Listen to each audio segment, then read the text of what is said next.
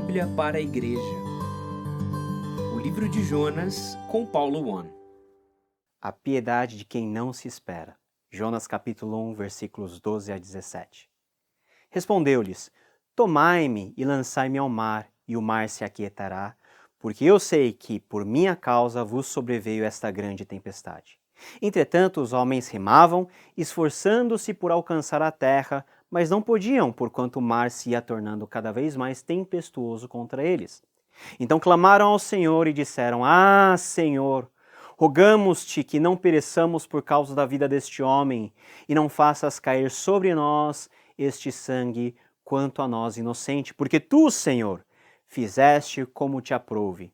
E lançaram a Jonas, e o lançaram ao mar, e cessou o mar a sua fúria.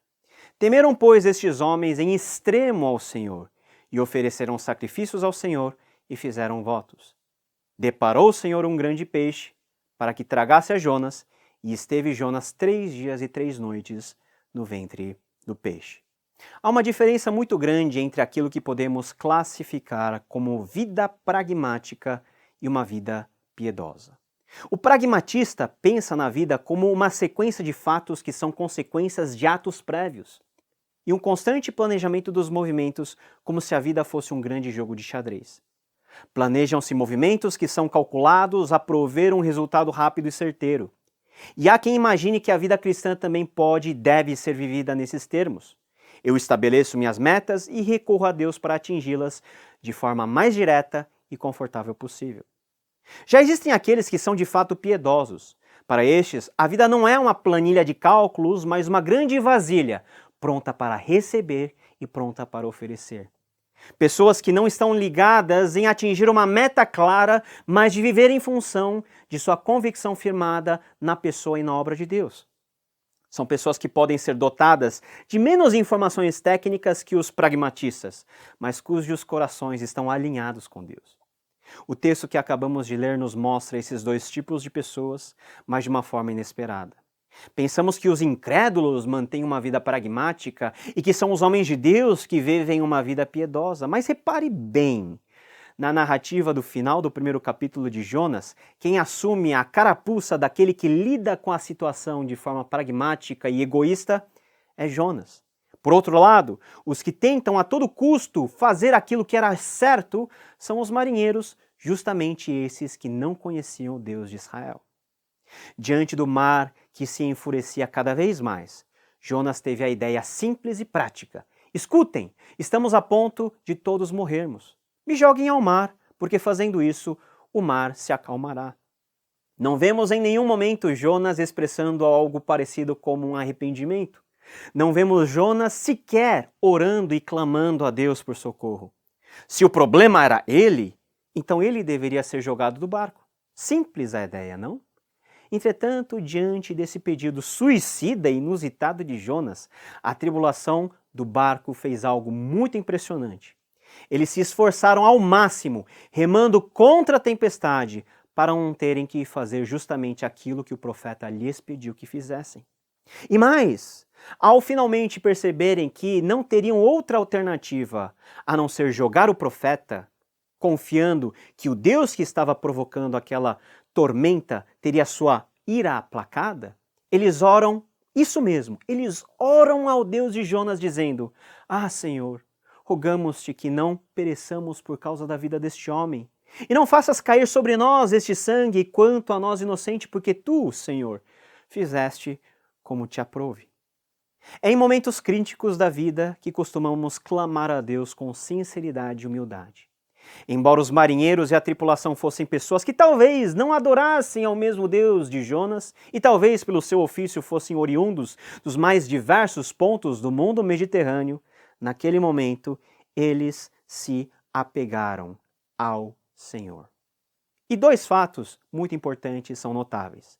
Em primeiro lugar, a certeza que tudo aquilo que estava acontecendo com eles era por causa da ira de Deus em relação a Jonas.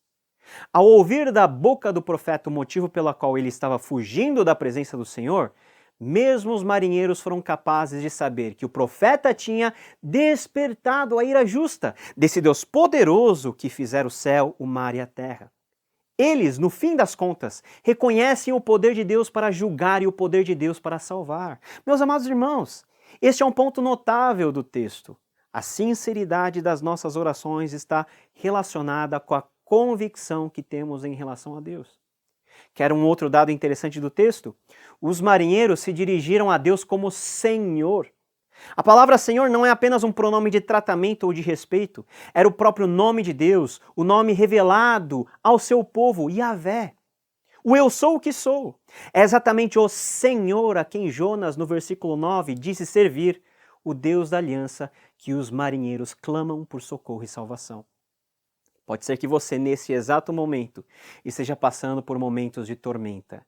E essa tempestade pode ter sido causada pelo seu pecado, ou mesmo pode ser uma forma de Deus tratar e provar você.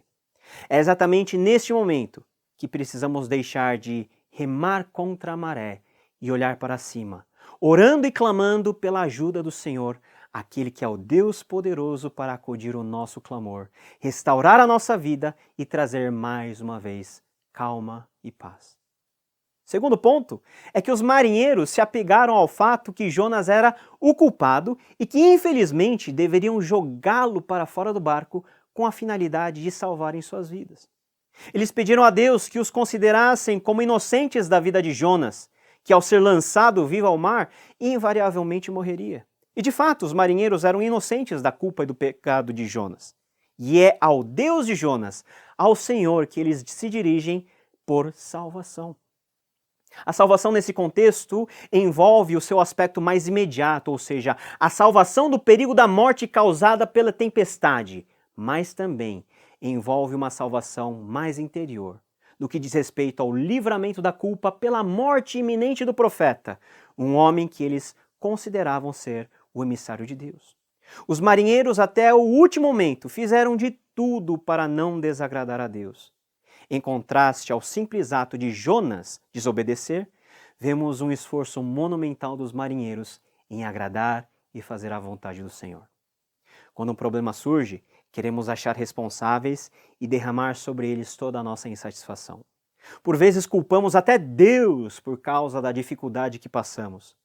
Mas os marinheiros nos ensinam mais uma vez a orarmos, crendo que esse Deus nos escuta e Ele é poderoso para nos salvar das tempestades exteriores e das culpas interiores.